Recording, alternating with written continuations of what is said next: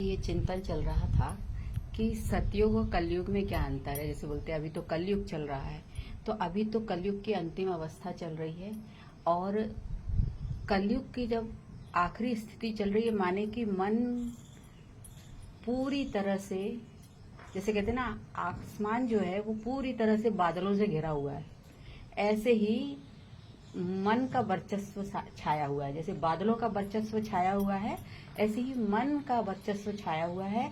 और जैसे कि आकाश छुपा हुआ है, ऐसे ही आत्मा छुपी हुई है।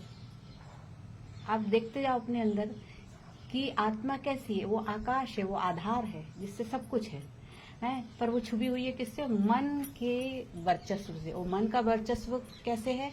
मन इंद्रियों से जुड़ा है। तो इंद्रियां, 5 इंद्रियां जो हैं, है ना, और 5 जनेंद्रियां हैं, ये सारी एक्टिव है। कर्मेंद्रियां सब एक्टिव हैं, है ना। तो पूरी तरह से बादल छाए हुए हैं आत्मा के ऊपर।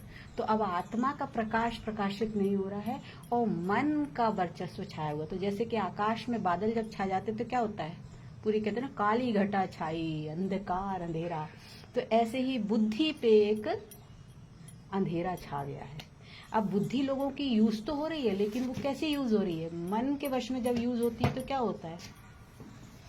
क्या होता है? तमो प्रधान बुद्धि होती है। वो तमो प्रधान माने अंधकार और सतो प्रधान माने प्रकाश।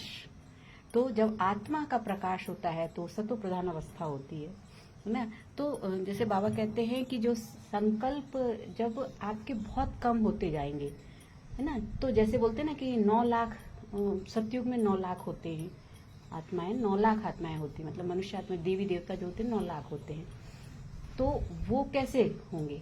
तो जैसे संकल्पों की संख्या बहुत कम हो जाएगी, और जैसे जैसे संकल्पों की संख्या कम होती जाएगी, क्योंकि आप आत्मा में टिक गए हो, मन के वर्चस्व को आपने धीरे धीरे खत्म कर दिया, जो उसका आधिपत्य हर जगह है, बुद्धि पे भी आक्रमण कर रखा है, वो उसको जब आपने कंट्रोल कर लिया परमात्मा की याद से, तो संकल्प कम होते जाएंगे। माने कि अब आपके संकल्प जब कम होते जाएंगे तो उसकी क्वालिटी अच्छी होती जाएगी, वो श्रेष्ठ होते जाएंगे। तो जितना वो हल्के होते जाएंगे, ऊंची उठती जाएगी कॉन्शियसनेस आपकी, तो वो सतयुगी स्टेज कहलाएगी, हायर कॉन्शियसनेस। तो जब आप हायर कॉन्शियसनेस में होगे तो वही आपके संपर्क में होंगे जिनकी कॉन्शियसनेस हायर होगी। तो जो कहते हैं ना 9 लाख, वो इसीलिए कम होती है। और अभी देखो कलयुग में आके कितनी है सब, है ना। तो जो, क्योंकि संकल्पों से ही आपकी रचना है, आपकी दुनिया आपके अंदर से संकल्पों से ही बाहर रच रही, बाहर कुछ नहीं। साइंस भी कहता है कि सब वाइब्रेशन है। ये जो बॉडी दिख रही है, बॉडी में जैसे आप यदि देखो, तो यदि आप सूक्ष्म दृष्टि से देखोगे तो स्किन में भी वाइब्रेशन हो रही है, और सब में तो हो ही रही है। तो कहने का मतलब ये अपन को दिखता है, ये लाइट से है सब कुछ। अगर ये आकाश ना हो तो ये शरीर भी ना दिखाई दे। क्वांटम फिजिक्स तो यही हमें समझाता है ना कि ये सब कुछ वाइब्रेशन है। हम इसको स्थूल में देखते हैं, लेकिन सतयुग में सब आत्मिक स्टेज में, मतलब प्रकाश स्वरूप में होते हैं। तो जब प्रकाश स्वरूप में होंगे तो फिर क्या होगा? स्थूलता नहीं होगी, सूक्ष्मता होगी। सूक्ष्मता होगी मतलब लाइटनेस होगी। तो डबल लाइट, बाबा बोलते हैं ना, डबल लाइट भाव, माने कि एक तो ज्ञान स्वरूप होगी आत्मा और एक तो प्रकाश स्वरूप होगी। मतलब इतनी हल्की होगी, कोई डर नहीं, कोई जिम्मेवारी, कोई वो नहीं, सब संकल्पों से काम होगा। तो पुष्पक विमान संकल्पों से उड़ेंगे बोलते ना, तो यही से है इसका मतलब। तो एआई इस पे हेल्प करेगा। आज अभी हम लोग एआई को बहुत बुरा बोल रहे हैं, लेकिन ये एआई ही काम आएगा। सतयुगी दुनिया में एआई ही काम आएगा।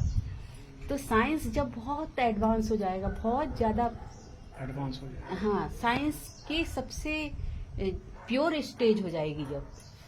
अभी तो स्वार्थ के लिए यूज किया जाता है, लेकिन जब साइंस बिल्कुल प्योर हो जाएगा तो वो सतयुगी दुनिया में होगा। तो देखो कितनी सूक्ष्म बातें बाबा ने समझाई हैं, जो इतना शास्त्रों में नहीं समझाया, लेकिन जितना चिंतन मनन मंथन करते जाओ तो गहराई अपन को समझ में आती जाती है। तो जितने कम संकल्प होते जाएंगे, धीरे धीरे आपकी चढ़ती कला होती जाएगी और आप सतयुगी स्टेज में होगे। सतयुगी दुनिया माने क्या? आपके अंदर जो मन के अंदर जो संकल्प है वो कम है, माने वो श्रेष्ठ संकल्प है, माने आप सतयुगी दुनिया के हो। सतयुगी दुनिया माने सत्य ज्ञान स्वरूप हो, है ना। आपको कुछ कहना? ओम शांति।